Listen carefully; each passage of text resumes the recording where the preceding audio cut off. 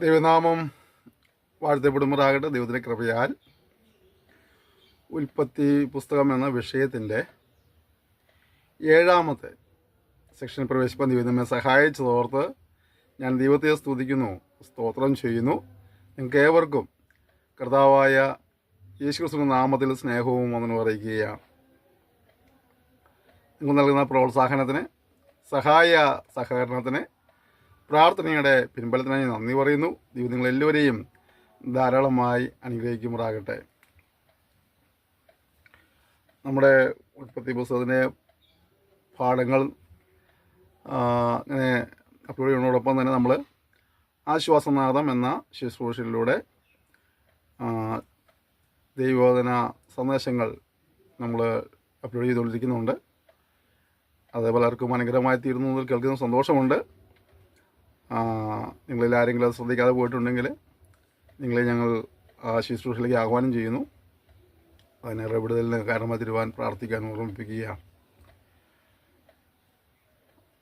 അത് നമ്മുടെ പാഠങ്ങൾ അപ്ലോഡ് ചെയ്യുന്നതായ ചാനലുകൾ കൂടാതെ the proper path, reminder TV, ആശ്വാസനാദം TV, അങ്ങനെ 3 യൂട്യൂബ് ചാനലും കൂടെ നമ്മൾ ആ സന്ദേശങ്ങൾ അപ്ലോഡ് ചെയ്യുന്നുണ്ട്. നിങ്ങൾക്ക് ആർക്കെങ്കിലും ഏതെങ്കിലും പാഠങ്ങളോ സന്ദേശങ്ങളോ ലഭിക്കാതെ പോകുന്നെങ്കിൽ ഈ സ്ക്രീനിൽ കാണുന്നതായ നമ്പറിൽ വാട്സപ്പ് നമ്പറിൽ മെസ്സേജ് അയച്ചാൽ നിങ്ങൾക്ക് ലിങ്കുകൾ അയച്ചു തരുന്നതാണ്. ഒക്ടോബർ മാസം 1-ാം തീയതി മുതൽ ആശ്വാസനാദം എന്ന ശുശ്രൂഷയുടെ വീഡിയോസ് അപ്ലോഡ് ചെയ്യാൻ തുടങ്ങിയിട്ടുണ്ട്. അതുപോലെ കഴിഞ്ഞ വർഷം നവംബർ 1-ാം തീയതി മുതലാണ് നമ്മൾ ഈ പാഠ്യപദ്ധതിയുടെ വീഡിയോസ് അപ്ലോഡ് ചെയ്യാൻ തുടങ്ങിയത്.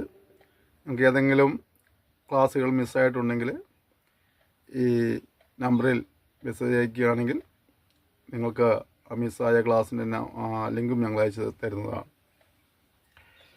നമ്മൾ കഴിഞ്ഞ സെക്ഷനിൽ 6-ാം അധ്യായത്തിൻ്റെ ഒടുവിലത്തെ വാക്യം വരെ നമ്മൾ ധ്യാനിച്ചുകൊണ്ടിരിക്കുകയായിരുന്നു. ഇന്ന് നാം 16-ാം അധ്യായത്തിന് ഇന്ന് നാം 17-ാം അധ്യായത്തിന് 1-ാം വാക്യം തുടങ്ങുകയാണ്. അബ്രാമിന് 99 വയസ്സായപ്പോൾ യഹോവ അബ്രാമിന് പ്രത്യക്ഷനായി. അവനോട്, ഞാൻ സർവശക്തിയുള്ള ദൈവമാകുന്നു. നീ എൻ്റെ മുമ്പാകെ നടന്ന് നിഷ്കളങ്കനായിരിക്കുക. എനിക്കും നിനക്കും മധ്യേ ഞാൻ എൻ്റെ നിയമം സ്ഥാപിക്കും. നിന്നെ അധികമധികമായി വർദ്ധിപ്പിക്കും എന്ന് അരുളി ചെയ്തു. ഇവിടെ ദൈവം അബ്രാമിനെ അനുഗ്രഹിക്കാനായിട്ട് വാഗ്ദത്തം കൊടുക്കുമ്പോൾ ദൈവം ഒരു വ്യവസ്ഥ കൂടെ വയ്ക്കുന്നുണ്ട്. എന്താണ് വ്യവസ്ഥ? നീ എൻ്റെ മുമ്പാകെ നടന്ന് നിഷ്കളങ്കനായിരിക്കുക. അപ്പോൾ ദൈവിക അനുഗ്രഹങ്ങൾ നമ്മൾ പ്രാപിക്കുവാനായിട്ട് ചെല്ലുമ്പോൾ ദൈവിക അനുഗ്രഹങ്ങളെല്ലാം തന്നെ ഒരു വ്യവസ്ഥ വെച്ച് നമ്മൾ അനുഗ്രഹിക്കുന്നത്. അല്ലെ, എന്നെ അനുസരിച്ചാൽ ഞാൻ നിന്നെ അനുഗ്രഹിക്കാം.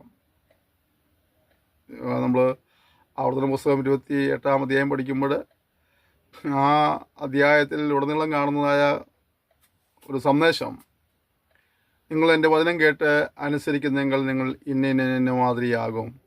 നിങ്ങൾ എൻ്റെ വചനം കേട്ട് അനുസരിക്കുന്നില്ല എങ്കിൽ നിങ്ങളുടെ ജീവിതത്തിൽ ഇന്ന ശാപങ്ങൾ സംഭവിക്കും. അങ്ങനെ വചനത്തോടുള്ള അനുസരണത്തിനെ അടിസ്ഥാനമാക്കിയിട്ടുള്ളതായ ഒരു അനുഗ്രഹം ആണ് ദൈവവചനം നമുക്ക് പ്രദാനം ചെയ്യുന്നത്.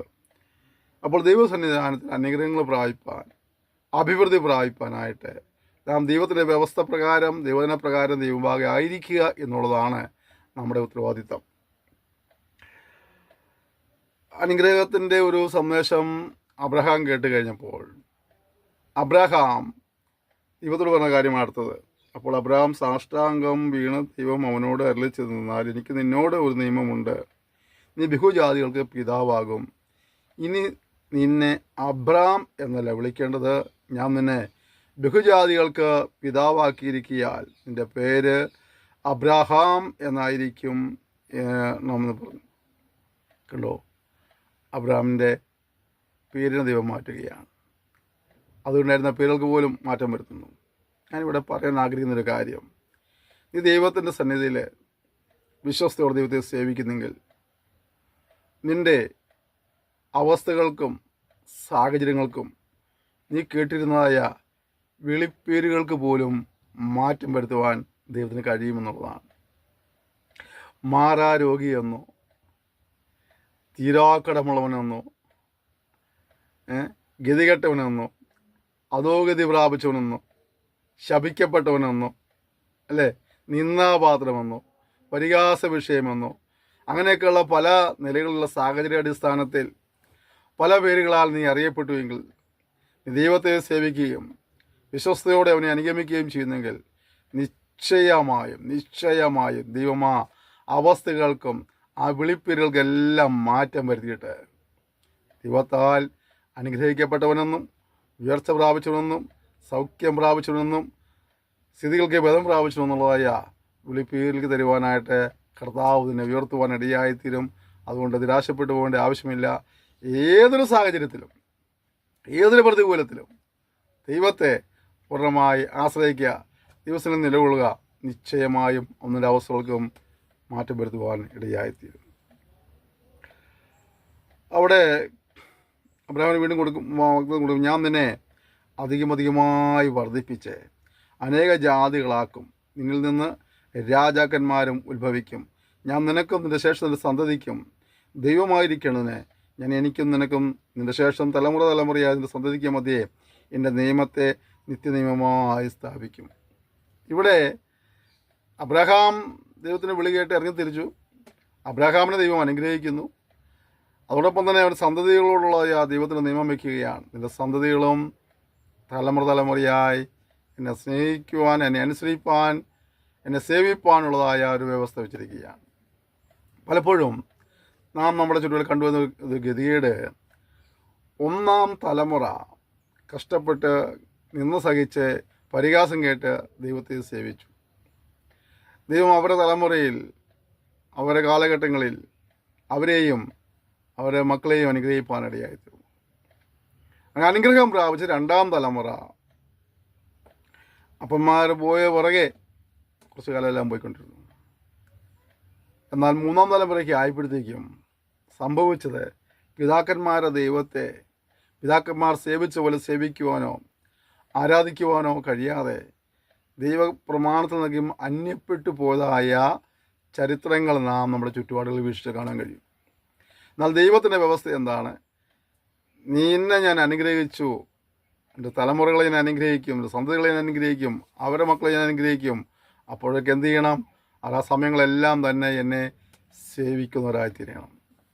കർത്താവിനെ സേവിപ്പാൻ ഇറങ്ങി തിരിച്ചതായ ഒന്നാം തലമുറയിൽപ്പെട്ട വ്യക്തികളായിരിക്കാം നിങ്ങളൊരു പക്ഷേ, രണ്ടാം തലമുറയിലോ മൂന്നാം തലമുറയിലോ നാലാം തലമുറയിലോ ഉൾപ്പെട്ടവരായിരിക്കാം നിങ്ങൾ. ഒരു ചോദ്യം ഇതാണ്, നിങ്ങൾ ദൈവമായിട്ടുള്ള ബന്ധം ഇപ്പോൾ എങ്ങനെയെന്നുള്ളതാണ്. ദൈവിക വ്യവസ്ഥയോട് ചേർന്ന് നിൽപ്പാനായിട്ട്, ദൈവിക പ്രമാണങ്ങളോട് ചേർന്ന് നിൽപ്പാനായിട്ട്, ദൈവിക കൽപ്പനകളെ പൂർണ്ണമായി അനുസരിപ്പാനായിട്ട് കഴിയുന്നുണ്ടോ? അതെയോ ഇപ്പോൾ ആ പ്രമാണങ്ങളിൽ നിന്നൊക്കെ അന്യപ്പെട്ടു പോയിട്ടുണ്ടെങ്കിൽ നമ്മൾ ഈ പാഠം പഠിക്കുമ്പോൾ ദൈവ കൃപയിലേക്ക് മടങ്ങി വരുവാൻ ദൈവത്തിൻ്റെ പരിശുദ്ധാത്മാവ് നിങ്ങളെ ഓരോരുത്തരെയും ആഹ്വാനം ചെയ്യുകയാണ്. നമുക്ക് ആഹ്വാനം ഏറ്റെടുക്കാൻ കഴിയുന്നെങ്കിൽ തദ്വാര നമുക്ക് അനുഗ്രഹങ്ങളും പ്രാപിക്കാൻ കഴിയും.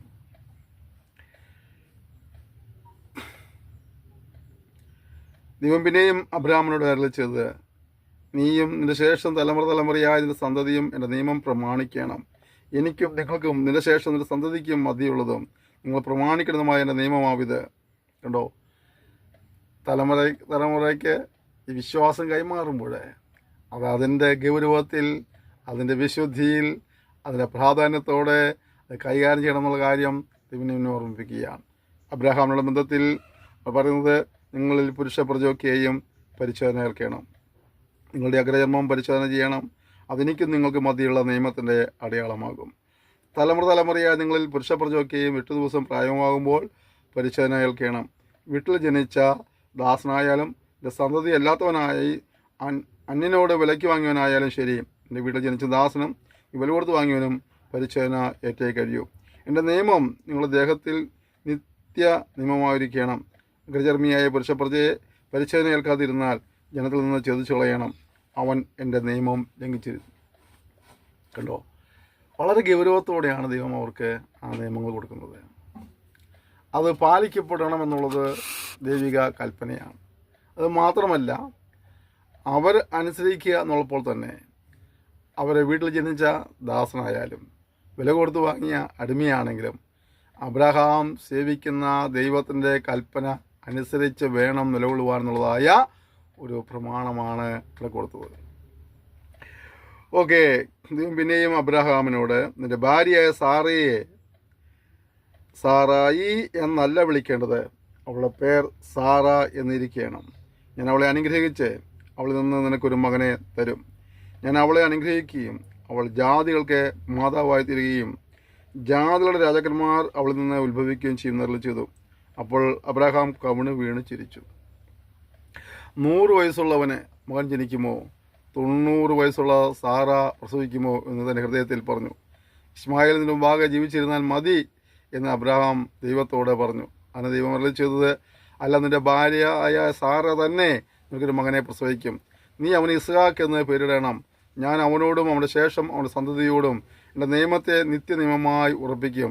ഇസ്മായിലിനെ കുറിച്ച് ഞാൻ നിന്റെ അപേക്ഷ കേട്ടിരിക്കുന്നു. ഞാൻ അവനെ അനുഗ്രഹിച്ച് അത്യന്തം സന്താനപുഷ്ടിയുള്ളവനാക്കി വർദ്ധിപ്പിക്കും. അവൻ 12 പ്രഭുക്കന്മാരെ ജനിപ്പിക്കും. ഞാൻ അവനെ വലിയൊരു ജാതിയാക്കും. എൻ്റെ നിയമം ഞാൻ ഉറപ്പിക്കുന്നതോ ഇനിയത്തെ ആണ്ട് ഈ സമയത്ത് സാറ നിനക്ക് പ്രസവിപ്പാനുള്ള ഇസ്ഹാക്കിനോട് ആകുന്നു. ദൈവം അബ്രഹാമിനോട് അരുളി ചെയ്തത് തീർന്ന ശേഷം അവനെ വിട്ടുകയറിപ്പോയി. അനന്തരം അബ്രഹാം തൻ്റെ മകനായ ഇസ്മായിലിനെയും തന്നെ വീട്ടിൽ ജനിച്ച സകല ദാസന്മാരെയും താൻ വിലയ്ക്ക് വാങ്ങിയവരെയൊക്കെയും അബ്രഹാമിൻ്റെ വീട്ടിലുള്ള സകല പുരുഷന്മാരെയും കൂട്ടി ദൈവം തന്നോട് കൽപ്പിച്ചതുപോലെ അവരുടെ അഗ്രകർമ്മത്തെ അവനെ പരിശോധന കഴിച്ചു. അബ്രഹാം പരിശോധനയേറ്റപ്പോൾ അവന് 99 വയസ്സായിരുന്നു. അവൻ്റെ മകനായ ഇസ്മായിൽ പരിശോധനയേറ്റപ്പോൾ അവന് 13 വയസ്സായിരുന്നു. അബ്രഹാമും അവൻ്റെ മകനായ ഇസ്മായിലും ഒരേ ദിവസത്തിൽ പരിശോധനയേറ്റു. വീട്ടിൽ ജനിച്ച ദാസന്മാരും അന്യരോട് അവൻ വിലയ്ക്ക് വാങ്ങിയവരുമായി അവൻ്റെ വീട്ടിലുള്ളവരെല്ലാവരും അവനോടുകൂടെ പരിശോധനയേറ്റു. അബ്രഹാമിനെ ദൈവം അനുഗ്രഹിക്കുന്നുള്ളതായ വാഗ്ദത്തം ദൈവം കൊടുക്കുമ്പോഴും സാഹചര്യങ്ങളെ വെച്ച് നോക്കിക്കൊണ്ട് അബ്രഹാം അല്പം സംശയിച്ചതായി നമുക്കവിടെ കാണാൻ കഴിയുന്നുണ്ട്, അല്ലേ? അവൻ ചിരിക്കുകയാണ്. വാഗ്ദത്തം കേൾക്കുമ്പോൾ ചിരിക്കുക. എന്നിട്ട് അവൻ തന്നെ ചോദിക്കുക, 100 വയസ്സുള്ളവന് മകൻ ജനിക്കുമോ? 90 വയസ്സുള്ള സാറ പ്രസവിക്കുമോ? നിന്നോടുള്ള ദൈവത്തിൻ്റെ വാഗ്ദത്തങ്ങൾ ഒരു പക്ഷേ കേൾക്കുമ്പോൾ സാഹചര്യം വെച്ച് കണക്കുകൂട്ടി നോക്കിയാൽ, തുലനം ചെയ്ത് നോക്കിയാൽ ഒരിക്കലും സാധിക്കയില്ലെന്ന് സാഹചര്യം അനേക ആവർത്തി അട്ടഹസിച്ച് പറയുന്ന കാര്യമാണെങ്കിലും പറയുന്നതൊരു സാധാരണ മനുഷ്യനല്ലല്ലോ, സകലത്തിൻ്റെയും സൃഷ്ടാവായവനല്ലേ. അതുകൊണ്ട് വിശ്വസിക്കുക, അവൻ്റെ വാഗ്ദത്തങ്ങൾ അത് അങ്ങനെ തന്നെ സംഭവിക്കും. നിൻ്റെ ശരീരത്തിലെ അവസ്ഥ ഏതുമാകട്ടെ, കുടുംബത്തിൻ്റെ അന്തരീക്ഷം ഏതുമാകട്ടെ, എൻ്റെ തൊഴിൽ മേഖലയിലെയും ബിസിനസ് മേഖലയിലെയും അവസ്ഥകൾ എത്ര പരിതാപകരമാകട്ടെ, ദൈവത്താൽ ഒരു അനുഗ്രഹം ഉണ്ടാകുമെന്നും ദൈവത്താൽ ഒരു ഉയർച്ച ഉണ്ടാകുമെന്നും ദൈവത്തിൻ്റെ പരിശുദ്ധാത്മാവും നിന്നോട് വ്യക്തമായി സംസാരിച്ചിട്ടുണ്ടെങ്കിൽ സാഹചര്യങ്ങൾ നോക്കാതെ ദൈവത്തിൻ്റെ വാഗ്ദത്തത്തെ വിശ്വസിക്കുക. നിശ്ചയമായും നീ ആ അനുഗ്രഹം പ്രാപിപ്പാനിടയായിത്തീരും. ദൈവത്താൽ നിന്റെ ജീവിതത്തിലെ അത്ഭുതങ്ങൾ സന്തോഷിപ്പാൻ കർത്താവ് നിനക്ക് അവസരം ഒരുക്കുവാനിടയായിത്തീരും. അബ്രഹാമിന് ചെറിയ ഒരു ശരിക്ക് വന്നെങ്കിലും ദൈവം പറഞ്ഞ്, ഞാൻ നിയമത്തെ അടുത്ത വർഷം ഈ സമയമാകുമ്പോഴത്തേക്ക് ഞാനത് നിവർത്തിക്കുവാനിടയായിത്തീരും. നമ്മൾ വചനം വായിക്കും കാണുന്നുണ്ട്, ദൈവം എല്ലാ ദർശനങ്ങൾക്കും ഒരു അവധി വെച്ചിരിക്കുകയാണ്. അത് സമാപ്തിയിലേക്ക് ബന്ധപ്പെട്ടുകൊണ്ടിരിക്കുക. നിന്നോടും എന്നോടുമുള്ള ദൈവത്തിൻ്റെ വാഗ്ദത്തത്തിൻ്റെ പൂർത്തീകരണത്തിനായുള്ള ദൈവിക പ്രവൃത്തിയുടെ ആ വേഗത അതങ്ങനെ തുടർമാനമായി തുറന്നുകൊണ്ടിരിക്കുകയാണ്. നീ ഞാനും വിശ്രമിക്കുമ്പോഴും ആ വാഗ്ദത്ത നിവൃത്തിയുടെ പൂർത്തീകരണത്തിനുള്ളതായ ബന്ധപ്പെടൽ ദൈവം നടത്തിക്കൊണ്ടിരിക്കുകയാണ്. അതുകൊണ്ട് അല്പകാലം കഴിഞ്ഞാലും അത് വരും നിശ്ചയം. അതിനുവേണ്ടി കാത്തിരിക്കുക, താമസിക്കുമില്ല. കുറച്ച് വർഷങ്ങൾക്ക് മുമ്പ് നീ കേട്ട ദൂതായിരിക്കാം, ചില മാസം മുമ്പ് നീ കേട്ട ദൂതായിരിക്കാം. ഇതുവരെയും ആ ദൂതിന് അനുസൃതമായ ഒരു കാര്യം ജീവിതത്തിൽ കണ്ടിട്ടില്ല എന്ന് വിചാരിച്ച് നിരാശപ്പെട്ടു പോകേണ്ട ആവശ്യമില്ല. വിശ്വസ്തയോടെ ദൈവത്തെ സേവിക്കുക, അവൻ്റെ പ്രവൃത്തിക്കായി കാത്തിരിക്കുക. നിശ്ചയമായും അവൻ്റെ ജീവിതത്തിൽ അത് സംഭവിക്കുന്നത് കാണുവാനിട വരും. അങ്ങനെ ദൈവം പറഞ്ഞതെല്ലാം അനുസരിച്ച് അവരുടെ ദാസന്മാരും അവരുടെ കുടുംബത്തിലുള്ള എല്ലാവരും പരിശീലനയിൽപ്പാനിടയായിത്തീർന്നു. അനന്തരം യഹോവ അവനെ മമ്രയുടെ തോപ്പിൽ വെച്ച് പ്രത്യക്ഷനായി. വെയിൽ ഉറച്ചപ്പോൾ അവൻ കൂടാരവാതിക്കലിരിക്കുകയായിരുന്നു. അവൻ തലപൊക്കി നോക്കിയപ്പോൾ 3 പുരുഷന്മാർ തൻ്റെ നേരെ നിൽക്കുന്നത് കണ്ടു. അവരെ കണ്ടപ്പോൾ അവൻ കൂടാരവാതിക്കൽ നിന്ന് അവരെ എതിരേൽപ്പാൻ ഓടിച്ചെന്നു. നിലം വരെ കുനിഞ്ഞ്, യജമാനനെ, എന്നോട് കൃപയുണ്ടെങ്കിൽ അടിയനെ കടന്നു പോകരുതേ. അസാരം വെള്ളം കൊണ്ടുവന്ന് നിങ്ങളുടെ കാലുകളെ കഴുകട്ടെ. വൃക്ഷത്തിങ്കിൽ ഇരിപ്പീൻ, ഞാനൊരു മുറി അപ്പം കൊണ്ടുവരാം. വിശപ്പ് അടക്കിയിട്ട് നിങ്ങൾക്ക് പോകാം. ഇതിനായിട്ടുള്ള നിങ്ങൾ അടിയൻ്റെ അടുക്കൽ കയറി വന്നത് എന്ന് പറഞ്ഞു. നീ പറഞ്ഞതുപോലെ ആകട്ടെ എന്ന് അവർ പറഞ്ഞു. അബ്രഹാം ബന്ധപ്പെട്ട് കൂടാരത്തിൽ സാറയുടെ അടുക്കൽ ചെന്നു. ഈ ക്ഷണത്തിൽ 3 കൈ മാവ് എടുത്ത് കുഴച്ച് അപ്പമുണ്ടാക്കുക എന്ന് പറഞ്ഞു. അബ്രഹാം പശുക്കൂട്ടത്തിൽ ഓടി ചെന്ന് ഇളയതും നല്ലതുമായ ഒരു കാളക്കുട്ടിയെ പിടിച്ച് ഒരു ബാല്യക്കാരൻ്റെ പക്കൽ കൊടുത്തു. അവൻ അതിനെ ക്ഷണത്തിൽ പാകം ചെയ്തു. പിന്നെ അവൻ വെണ്ണയും പാലും താൻ പാകം ചെയ്യിച്ച കാളക്കുട്ടിയെയും കൊണ്ടുവന്ന് അവരുടെ മുമ്പിൽ വെച്ചു. അവരുടെ അടുക്കൽ വൃക്ഷതങ്കയിൽ ശുശ്രൂഷ നിന്നു. അവർ ഭക്ഷണം കഴിച്ചു. അവർ അവനോട്, എൻ്റെ ഭാര്യ സാറ എവിടെയെന്ന് ചോദിച്ചതിന്, കൂടാരത്തിലുണ്ട് എന്ന് അവൻ പറഞ്ഞു. ഒരാണ്ട് കഴിഞ്ഞിട്ട് ഞാൻ നിൻ്റെ അടുക്കൽ മടങ്ങി വരും. അപ്പോൾ നിൻ്റെ ഭാര്യ സാറയ്ക്കൊരു മകനുണ്ടാകുമെന്ന് അവൻ പറഞ്ഞു. സാറ കൂടാരവാതിക്കൽ അവൻ്റെ പിൻവശത്തെ കേട്ടുകൊണ്ടിരുന്നു. എന്നാൽ അബ്രഹാമും സാറയും വയസ്സിയെന്ന് വൃദ്ധരായിരുന്നു. സ്ത്രീകൾക്കുള്ള പതിവ് സാറയ്ക്ക് നിന്നു പോയിരുന്നു. ആകയാൽ സാറ ഉള്ളുകൊണ്ട് ചിരിച്ചു. വൃദ്ധയായിരിക്കുന്ന എനിക്ക് സുഖഭോഗമുണ്ടാകുമോ? എൻ്റെ ഭർത്താവും വൃദ്ധനായിരിക്കുന്നു എന്ന് പറഞ്ഞു. യഹോവ അബ്രഹാമിനോട്, വൃദ്ധയായ ഞാൻ പ്രസവിക്കുന്നത് വാസ്തവമോ എന്ന് പറഞ്ഞു. സാറ ചിരിച്ചത് എന്ത്? യഹോവയാൽ കഴിയാത്ത ഒരു കാര്യമുണ്ടോ? ഒരു ആണ്ട് കഴിഞ്ഞിട്ട് ഈ സമയമാകുമ്പോൾ ഞാൻ നിൻ്റെ അടുക്കൽ മടങ്ങി വരും. ആ സാറായ്ക്കൊരു മകനുണ്ടാകുമെന്ന് അരുളി ചെയ്തു. സാറ ഭയപ്പെട്ടില്ല, ഞാൻ ചിരിച്ചില്ല എന്ന് പറഞ്ഞു. അങ്ങനെയല്ല, നീ ചിരിച്ചു എന്ന് അവൻ അരുളി ചെയ്തു. കണ്ടോ, ഇവിടെ സാറയോടും പറഞ്ഞു എനിക്കൊരു മകനുണ്ടാകുമെന്ന്. അത് കേട്ടപ്പോൾ സാറയ്ക്കും ചിരിയുണ്ടായി. ഇവിടെ നമ്മൾ അബ്രഹാമിൻ്റെ ഒരു ഗുണം കാണുന്നതെന്ന് അറിയാമോ? അദ്ദേഹം ആ കൂടാരത്തിന് അതിൽ ഇരിക്കുകയായിരുന്നു. അപ്പോഴാണ് വഴിയെ 2 പേര് പോകുന്നത് കണ്ടത്. അവൻ ഓടിച്ചെന്ന് അവരെ വിളിച്ച് കൊണ്ടുവന്ന് അവരെ കാലെല്ലാം കഴുകി ഭക്ഷിപ്പാൻ, പാനം ചെയ്യുവാനുള്ള വസ്തുക്കൾ ഒരുക്കി കൊടുത്തു. ആ ഭക്ഷണം കഴിഞ്ഞപ്പോൾ അവർ സാറയെ അന്വേഷിക്കുന്നു. അതിനുമായി വീണ്ടും ആ അനുഗ്രഹത്തെ പുതുക്കുന്നു. അപ്പോൾ ആ അനുഗ്രഹം വഴിയെ പോയ അനുഗ്രഹത്തെ അബ്രഹാം വിളിച്ച് വീട്ടിൽ കയറ്റി അവർക്കത് പിൽക്കാലങ്ങളിൽ സന്തോഷിപ്പാനൊരു കാരണമായി തീർന്നു. പ്രിയപ്പെട്ടവരെ, നമുക്ക് കർത്താവിന് വേണ്ടി ചെയ്യാൻ കിട്ടുന്ന ഓരോ അവസരങ്ങളും നാം നഷ്ടപ്പെടുത്തരുത്. കാരണം അതൊക്കെ നമ്മൾ അനുഗ്രഹത്തിനായി വരികയാണ്. ഒരു പക്ഷേ നിനക്ക് പാടാൻ അല്പം താഴ്ന്നില്ലായിരിക്കും. ഒരു പാട്ട് പാടാൻ പറയുമ്പോൾ ഞാൻ പാടില്ല എന്ന് പറഞ്ഞ് മാറിപ്പോകരുത്. നിനക്കൊരു 2 മിനിറ്റ് വചനം സംസാരിക്കാനുള്ള ഒരു കഴിവുണ്ട്. നിനക്ക് എവിടെയും ഒരു അവസരം കിട്ടുകയാണ്, 2 മിനിറ്റ്, അപ്പോൾ നീ അത് ചെയ്യില്ല പറഞ്ഞ് മാറിപ്പോകരുത്. നിനക്ക് കിട്ടിയ താലന്തുകളൊക്കെ ദൈവനാമത്തിന് വേണ്ടി നീ ചിലവഴിക്കണം. നിനക്ക് കിട്ടിയ സമ്പത്ത് അതിൻ്റെ ഓഹരി ദൈവത്തിനുള്ളതാണ്. അത് നീ ദൈവനാമത്തിന് ചിലവഴിപ്പാനിടയായിത്തീരണം. നിൻ്റെ ആയുസ് ദൈവം തന്നതായതുകൊണ്ട് നിൻ്റെ ആയുസ് ദൈവത്തിനും ദൈവനാമ മഹത്വത്തിനും ദൈവരാജ്യ വ്യാപ്തിക്കുമായിട്ട് ചിലവഴിപ്പാനിടയായിത്തീരണം. കാരണം എന്തറിയാവോ? അങ്ങനെ നീ ചെയ്യുന്ന കാര്യത്തിലൂടെ നിനക്ക് അനുഗ്രഹം പ്രാപിപ്പാൻ ഇടയായിത്തീരുമെന്നുള്ളതാണ്. ഇതാ ഇവിടെ അബ്രഹാം അവനക്ക് ലഭിച്ച കൃപയ്ക്കനുസരിച്ച് അവരെ ശുശ്രൂഷിപ്പാൻ ഇടയായിത്തീർന്നു കഴിഞ്ഞപ്പോൾ അവന് വീണ്ടും ഒരു അനുഗ്രഹം കിട്ടുകയാണ്. നിങ്ങളുടെ പ്രിയപ്പെട്ടവരെ, കർത്താവിനോട് എന്തെല്ലാം ചെയ്യാൻ കഴിയുമോ അതൊക്കെ ചെയ്യുവാൻ യാതൊരു മടിയും കാണിക്കരുത്. ചിലപ്പോൾ ചെറിയ സാഹചര്യങ്ങൾ നമുക്ക് ഉണ്ടാവുകയുള്ളൂ. എല്ലാവർക്കും 5 താലന്ത് കൊടുത്തിട്ടില്ല, എല്ലാവർക്കും 2 താലന്ത് കൊടുത്തിട്ടില്ല, ചിലപ്പോൾ 1 താലന്തേ ഉണ്ടായിരിക്കുള്ളൂ. ഉള്ളത് എന്തോ അത്. എനിക്ക് 5 കിട്ടിയായിരുന്നെങ്കിൽ ഞാൻ വ്യാപാരം ചെയ്യുന്നോ, 2 കിട്ടിയായിരുന്നെങ്കിൽ അല്ല, പിന്നെന്താണ്, 1 കിട്ടിയിട്ടുള്ളെങ്കിലും അത് കിട്ടിയത് വ്യാപാരം ചെയ്യുക, കുഴിച്ചിടുവാനായി പോകരുത്. അബ്രഹാം അവന് ലഭിച്ച കൃപയ്ക്കനുസരിച്ച് അവൻ അനുഗ്രഹത്തെ വീട്ടിൽ വിളിച്ച് കയറ്റാനിടയായിത്തീർന്നു. ആ പുരുഷന്മാർ അവിടെ നിന്ന് പുറപ്പെട്ടു സോദോം വഴിക്ക് തിരിഞ്ഞു. അബ്രഹാം അവരെ യാത്ര അയപ്പാൻ അവരോടുകൂടെ പോയി. അപ്പോൾ യഹോവ അരുളി ചെയ്തത്, ഞാൻ ജീവനിരിക്കുന്നത് അബ്രഹാമിനോട് മറച്ചു വയ്ക്കുമോ? അബ്രഹാം വലിയതും ബലമുള്ളതുമായ ജാതിയെ തീരുകയും അവനിൽ ഭൂമിയിലെ ജാതികളൊക്കെയും അനുഗ്രഹിക്കപ്പെടുകയും ചെയ്യുമല്ലോ. യഹോവ അബ്രഹാമിനെ കുറിച്ച് അരുളി ചെയ്ത് അവൻ നിവർത്തിച്ച് കൊടുപ്പാൻ തക്കോണം അബ്രഹാം തൻ്റെ മക്കളോടും തനിക്ക് പിമ്പുള്ള കുടുംബത്തോടും നീതിയും ന്യായവും പ്രവർത്തിച്ചതുകൊണ്ട് യഹോവയുടെ വഴി നടപ്പാൻ കൽപ്പിക്കണമെന്ന് ഞാൻ അവനെ തിരഞ്ഞെടുത്തിരിക്കുന്നു. പിന്നെ യഹോവ സോദോമിൻ്റെയും ഗോമോരയുടെയും നിലവിളി വലിയതും അവരുടെ പാപം അതികഠിനവുമാകുന്നു. ഞാൻ ചെന്നതിൻ്റെ അടുക്കൽ നിന്ന് വന്നെത്തിയ നിലവിളി പോലെ അവർ കേവലം പ്രവർത്തിച്ചിട്ടുണ്ടോ ഇല്ലയോ എന്ന് നോക്കി അറിയും എന്ന് അരുളി ചെയ്തു. അങ്ങനെ ആ പുരുഷന്മാർ അവിടെ നിന്ന് തിരിഞ്ഞ് സോദോമിലേക്ക് പോയി. അബ്രഹാമോ യഹോവയുടെ സന്നിധിയിൽ നിന്നു. അബ്രഹാം അടുത്ത് എന്ന് പറഞ്ഞത്, ദുഷ്ടനോടുകൂടെ നീതിമാനെ നീ സംഹരിക്കുമോ? പക്ഷേ ആ പട്ടണത്തിൽ 50 നീതിമാന്മാരുണ്ടെങ്കിൽ നീ എന്നെ സംഹരിക്കുമോ? അതിലെ 50 നീതിമാന്മാർ നിമിത്തം ആ സ്ഥലത്തോട് ക്ഷമിക്കുകയില്ലയോ?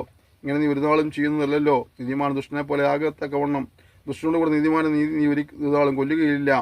സർവഭൂമിക്കും ന്യായാധിപതിയായവൻ നീതി പ്രവർത്തിക്കാതിരിക്കുമോ? യഹോവ, ഞാൻ സൊദോമിൽ പട്ടണത്തിനകത്ത് 50 നീതിമാന്മാരെ കാണുന്നെങ്കിൽ അവരുടെ നിമിത്തം ആ സ്ഥലത്തോടൊക്കെ ക്ഷമിക്കുമെന്ന് അരുളി ചെയ്തു. പൊടിയും വെണ്ണീറുമായി ഞാൻ കർത്താവിനോട് സംസാരിപ്പാൻ തുനിഞ്ഞുവല്ലോ. 50 നീതിമാന്മാരിൽ പക്ഷേ 5 പേർ കുറഞ്ഞു പോയെങ്കിലോ? 5 പേർ കുറഞ്ഞതുകൊണ്ട് നീ ആ പട്ടണം മുഴുവൻ നശിപ്പിക്കുമോ എന്ന് അബ്രഹാം പറഞ്ഞതിന് 45 പേരെ ഞാൻ അവിടെ കണ്ടാൽ ഞാൻ നശിപ്പിക്കുകയില്ല എന്ന് അവൻ അരുളി ചെയ്തു. പിന്നെ അവനോട് സംസാരിച്ചത്, പക്ഷേ 40 പേരവിടെ കണ്ടാലോ എന്ന് പറഞ്ഞു. ഞാൻ 40 പേരുടെ കൂടെ നിമിത്തം നശിപ്പിക്കില്ല എന്ന് അവൻ അരുളി ചെയ്തു. അതിനോ ഞാൻ പിന്നെയും സംസാരിക്കട്ടെ, കർത്താവ് കോപിക്കരുതേ. പക്ഷേ 30 പേരവിടെ കണ്ടാലോ എന്ന് പറഞ്ഞു. ഞാൻ 30 പേരെ അവിടെ കണ്ടാൽ നശിപ്പിക്കുകയില്ല എന്ന് അവൻ അരുളി ചെയ്തു. ഞാൻ കർത്താവിനോട് സംസാരിപ്പാൻ തുനിഞ്ഞുവല്ലോ, പക്ഷേ 20 പേരെ അവിടെ കണ്ടാലോ എന്നവൻ പറഞ്ഞതിന് ഞാൻ 20 പേരുടെ നിമിത്തം നശിപ്പിക്കുകയില്ല എന്ന് അവൻ അരുളി ചെയ്തു. അപ്പോൾ അവൻ, കർത്താവ് കോപിക്കരുത്, ഞാൻ ഇനി ഒരു പ്രാവശ്യം മാത്രം സംസാരിക്കും, പക്ഷേ 10 പേരെ അവിടെ കണ്ടാലോ എന്ന് പറഞ്ഞു. ഞാൻ ആ 10 പേരുടെ നിമിത്തം നശിപ്പിക്കില്ല എന്ന് അരുളി ചെയ്തു. യഹോവ അബ്രഹാമിനോട് അരുളി ചെയ്തു തീർന്ന ശേഷം അവിടുന്ന് പോയി അബ്രഹാം തൻ്റെ സ്ഥലത്തേക്ക് മടങ്ങിപ്പോയി.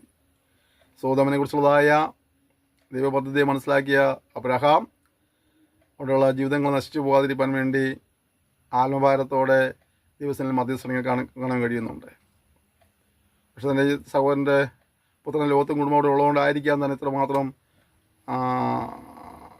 കെഞ്ചി പറയാനിടയായി കരുതാം. എന്ത് തന്നെയാണെങ്കിലും ലോകത്ത് പിരിഞ്ഞു പോയ ആളാണ്. അവൻ ജീവിക്കുന്ന ആ പട്ടണത്തിൽ ഇത് നാശം സംഭവിച്ചാലും അബ്രഹാമിനെ അത് ബാധിക്കില്ല. വേണമെങ്കിൽ അങ്ങനെ ചിന്തിക്കാം. പക്ഷേ അബ്രഹാം ഇതാ പലയാവർത്തി ആ ദേശത്തിൻ്റെ വിടുതലിന് വേണ്ടി, ആ ദേശം നശിക്കാതിരിക്കാൻ വേണ്ടി അവരുടെ ദൈവം കരുണ കാണിക്കുന്നതിനായിട്ട് ആവർത്തിച്ച് യാചിച്ച് കാണാൻ കഴിയുന്നുണ്ട്. പ്രിയപ്പെട്ടവരെ, നമ്മുടെ ജീവിതത്തിൽ നഷ്ടപ്പെട്ടു പോകുന്ന ആത്മാക്കളെ കാണുമ്പോൾ അവർ ദൈവകോപത്തിന് പാത്രങ്ങൾ തീരാതെ നശിച്ചു പോകാതെ ദൈവത്തിൽ അവർ വിടുവിക്കപ്പെടുന്നതിനായിട്ട് അവരെ ഓർത്ത് ആത്മഭാരത്തിൽ പ്രാർത്ഥിക്കുന്ന ഒരു കൂട്ടം ആളുകളെ ഈ തലമുറയിൽ ആവശ്യമുണ്ട്. കാരണം എന്താണ്? കൊയ്ത്ത് ഏറെയുള്ളൊരു കാലഘട്ടമാണിത്. വിലക്കാർ ചുരുക്കമാണ്. കൊയ്ത്തിനായിട്ട് യജമാനോട് വിലക്കാർ ചോദിക്കാനായിട്ട് നമ്മൾ ഉണരണം. അതോടൊപ്പം തന്നെ കർത്താവേ, ആര് പോകുമെന്ന ചോദ്യത്തിന് മുമ്പിൽ ഞാൻ പോകാം, എന്നെ അയക്കണമെന്ന് പറയാനുള്ള ഒരു മനോഭാവം നമുക്കുണ്ടാകണം. നഷ്ടപ്പെട്ടു പോകുന്ന അതിനെക്കുറിച്ച് കരയുന്ന ഒരു സ്വഭാവം നമുക്കുണ്ടാകട്ടെ. അബ്രഹാമിനോട് സാഹചര്യങ്ങൾക്ക് അപ്പുറമായിട്ടൊരു വാഗ്ദത്തം കിട്ടിയപ്പോൾ അബ്രഹാം സാറേ ഒന്ന് അവിശ്വസിക്കുന്ന സമയത്ത് ദൈവം ചോദിക്കുന്നുണ്ട്, ഞാൻ യഹോവയാണ്, എന്നാൽ കഴിയാത്ത വല്ല കാര്യവുമുണ്ടോ? പ്രിയപ്പെട്ടവരുടെ ജീവിതത്തിൽ ദൈവിക വാഗ്ദത്തങ്ങൾ കേൾക്കുമ്പോൾ, ദൈവിക അനുഗ്രഹത്തിൻ്റെ സന്ദേശങ്ങൾ കേൾക്കുമ്പോൾ ഒരു പക്ഷേ നിനക്ക് വിശ്വസിക്കുവാൻ അത് കഴിയില്ല. കാരണം സാഹചര്യങ്ങൾ അത്രമാത്രം കഠിനമേറിയതായിരിക്കാം. നിന്റെ അവസ്ഥകൾ, നിന്റെ അനുഭവങ്ങൾ അത്രമാത്രം കാഠിന്യമുള്ളതായിരിക്കാം.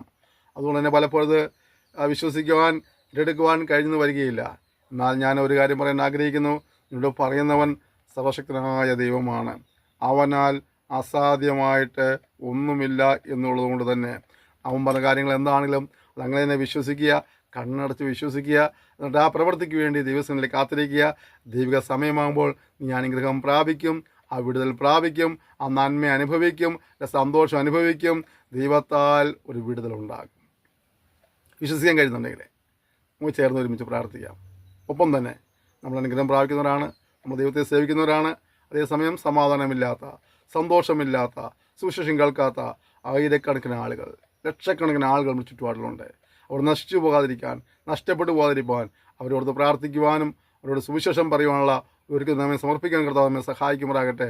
നിങ്ങളോ അന്ധകാരത്തിൽ നിന്ന് അത്ഭുത പ്രകാശത്തിലേക്ക് വിളിച്ചവൻ്റെ സൽഗുണങ്ങളെ ഘോഷിപ്പാൻ തിരഞ്ഞെടുക്കപ്പെട്ടവരാകിയാൽ ആ ദൗത്യ ജീവനെ സമർപ്പിച്ച് നമുക്ക് ദൈവത്തോട് ഒരുമിച്ച് പ്രാർത്ഥിക്കുക. സ്വർഗീയ പിതാവേ തന്ന സെക്ഷനായി സ്തോത്രം ചെയ്യുന്നു. നമ്മൾ സംസാരിപ്പാനിടയായി തീർന്നല്ലോ. ഞങ്ങളുടെ ജീവിതത്തിലെ കഷ്ടതയും പ്രയാസ നടുവിൽ ഞങ്ങളെ അനുഗ്രഹിക്കാവുന്ന ഭക്തമാകിയാൽ സാഹചര്യങ്ങൾക്ക് അപ്പുറമായി ദൈവത്തിൻ്റെ വിശ്വസിപ്പാണ് കൃപ നൽകണമേ കർത്താവേ. നിങ്ങളെ അനുഗ്രഹിക്കുമ്പോൾ വ്യവസ്ഥപ്രകാരം ആയിരിപ്പാണ് കൃപ നൽകപ്പെടുമാറാകണമെന്ന് പ്രാർത്ഥിക്കുന്നു. നഷ്ടപ്പെട്ടു പോകുന്ന ജീവിതങ്ങളെക്കുറിച്ചുള്ള ഒരു ഭാരമുണ്ടായി അവർക്ക് ദൈവത്തിൽ നിന്ന് പ്രാർത്ഥിക്കുവാനും അവരോട് ഞങ്ങളെ കഴിഞ്ഞ രീതിയിൽ സുവിശേഷം പറയുവാനും കർത്താവ് കൃപ നൽകുമാറാകണമെന്ന് പ്രാർത്ഥിക്കുന്നു. ഈ പഠിതാക്കളെയും ഈ പഠിപ്പിക്കുന്നവരെയും കർത്താവ് അവരുടെ പിന്നിലെ സകല മുഖാന്തരങ്ങളെയും അനുഗ്രഹിക്കുമാറാകണമെന്ന് പ്രാർത്ഥിക്കുന്നു. ഞങ്ങളെല്ലാവരും അങ്ങയുടെ നാമമുഖത്തിന് വേണ്ടി ഈ രാജ്യവ്യാപ്തി ഇതിലുള്ളവാൻ കർത്താവ് കൃപ നൽകുമ്പോഴാണെന്ന് പ്രാർത്ഥിക്കുന്നു. ഇവരോരോരുത്തർ നേടുന്ന വിഷയം കർത്താവ് അറിയുന്നല്ലോ, അവരുടെ ആവശ്യങ്ങൾ കർത്താവ് അറിയുന്നല്ലോ. അവസ്ഥകൾക്കെല്ലാം കർത്താവ് മാറ്റം വരുത്തണമേ. രോഗികളെ നീ സൗഖ്യമാക്കണമേ. ദുഃഖിതരെ നീ ആശ്വസിപ്പിക്കണമേ. സ്വന്തമായിട്ടൊരു ഉപജീവനമാർഗത്തിന് ഒരു വരുമാനമാർഗ്ഗവും ഇല്ലാത്തവരെ കർത്താവെ സഹായിച്ച് അവരുടെ ജീവിതത്തിൽ ഒരു വരുമാനമാർഗ്ഗം നൽകുമാറാകണമേ എന്ന് പ്രാർത്ഥിക്കുന്നു. കടഭാരങ്ങൾ മാറുവാൻ കർത്താവ് കൃപ ചെയ്യുമാറാണെന്ന് പ്രാർത്ഥിക്കുന്നു. ജോലിയില്ലാത്ത ജോലി നൽകണം. കുഞ്ഞുങ്ങളുടെ അവർക്ക് ഭാഗം കർത്താവ് സഹായിക്കണമേ. കർത്താവ് കുഞ്ഞുങ്ങളില്ലാത്തവരുണ്ട് കർത്താവ് സഹായിക്കുമാറാകണമേ എന്ന് പ്രാർത്ഥിക്കുന്നു. അവർ ഏതൊരു വിഷയമായി ഭാരപ്പെടുന്നുവോ ആ വിഷയത്തിന്മേൽ ഒരു ദൈവപ്രവൃത്തി വെളിപ്പെട്ട് സാഹചര്യങ്ങൾ എത്രമാത്രം കഠിനമാണെങ്കിലും എൻ്റെ അത്ഭുതപ്രവൃത്തികൾ സന്തോഷപ്പെടുന്ന സഹായിക്കുമ്പോഴാണെന്ന് പ്രാർത്ഥിക്കുന്നു. ചെയ്ത വലിയ കൃപയ്ക്കായ സ്തോത്രം യേശുവിൻ നാമത്തിൽ തന്നെ ആമേൻ. ക്ഷമയോടെ സന്ദേശം ശ്രമിച്ചതിന് നന്ദി പറയുന്നു. ദൈവം നിങ്ങളെല്ലാവരെയും ധാരാളമായി അനുഗ്രഹിക്കുമാറാകട്ടെ. കടന്നു വരെ താമസിച്ചാൽ നമുക്ക് അടുത്ത സെക്ഷനിൽ വീണ്ടും കാണാം. അതുവരെയും അവൻ്റെ വിസാരവും ചെറിയ നമ്മൾ സൂക്ഷിക്കണം. നമുക്ക് പരസ്പരം ഓർത്ത് പ്രാർത്ഥിക്കാം. സന്ദേശങ്ങൾ പങ്കുവയ്ക്കണം. യൂട്യൂബ് ചാനൽ സബ്സ്ക്രൈബ് ചെയ്യാത്തത് സബ്സ്ക്രൈബ് ചെയ്യുക. ഇടയ്ക്ക് ഒരു ലൈക്കോ കമൻറ്റോ ഒക്കെ ആകാം. നിങ്ങളുടെ നിർദ്ദേശങ്ങൾ നിങ്ങൾ വിളിച്ചറിയിക്കുക. എല്ലാ നിലകളിലും നിങ്ങളെ പ്രോത്സാഹനത്തിനും നന്ദി പറയുന്നു. Thank you. May God bless you.